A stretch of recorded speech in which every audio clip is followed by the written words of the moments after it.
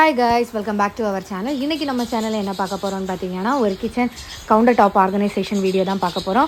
அதுக்கு முன்னாடி நம்ம சேனலை நீங்கள் சப்ஸ்கிரைப் பண்ணலைன்னா ப்ளீஸ் சப்ஸ்கிரைப் பண்ணுங்கள், கூடவே இருக்க பெல் பட்டனை கிளிக் பண்ணுங்கள். அப்போ தான் நான் போட்ட வீடியோஸ்லாம் வரும்.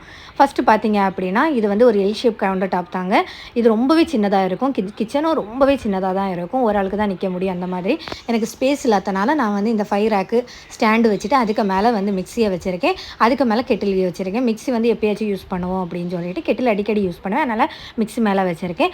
இந்த இடத்துல ஓவன் வந்து இப்போ புதுசாக வாங்கினது, ஸோ இதில் இருக்குது. இதுக்கு முன்னாடி மிக்ஸி வந்து நான் இந்த இடத்துல தான் வச்சு யூஸ் பண்ணிகிட்டு இருந்தேன். இப்போ ஓவனை வந்து செவத்தில் மாட்டணும், ஆள் இன்னும் வரல, அதுக்காடி தான் வெயிட் பண்ணிகிட்ருக்கேன்.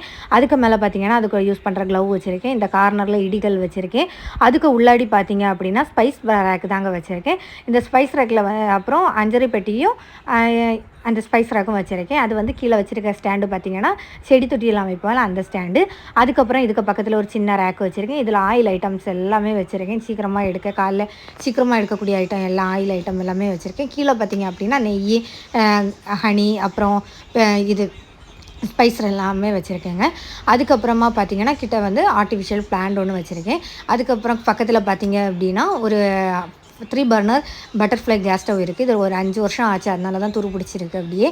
அதுக்கப்புறமா பார்த்திங்கன்னா பின்னாடி ஒரு 3 டோர் வச்ச ஒரு ஜன்னல் இருக்குது. அது வந்து சும்மா இருக்குது அப்படின்னு சொல்லிட்டு ஒரு 3 பிளான்ட் வச்சுருக்கேன். இந்த ப்ளக்கு வந்து பார்த்திங்கன்னா ஆரோவில் உள்ளது, பியூரிஃபையரில் உள்ள ப்ளக்கு தான் வச்சுருக்கேன். ஏன்னா அது பக்கத்தில் வேறு ப்ளக் எதுவும் இல்லாமல் எக்ஸ்டென்ஷன் வச்சுருக்கேன். அதுக்கப்புறம் அந்த இடத்துல ஏதாவது வச்சு தம் பண்ணிடுவோம் அப்படின்னு சொல்லிட்டு தான் பிளான்ட் வச்சுருக்கேன். இந்த ஆர்டிஃபிஷியல் பிளான்ட் வந்து ஆர்டர் போட்டிருக்கேன். இன்னும் மீதி வந்துச்சுன்னா அதுக்கு பக்கத்தில் ஃபுல்லாகவே வச்சோன்னா இன்னும் நல்லாவே இருக்கும் பார்க்குறதுக்கு. இது எனக்கு தெரிஞ்ச மாதிரி என்னோட கை வாக்குக்கு மாதிரி நான் ஆர்கனைஸ் பண்ணி வச்சுருக்கேன்.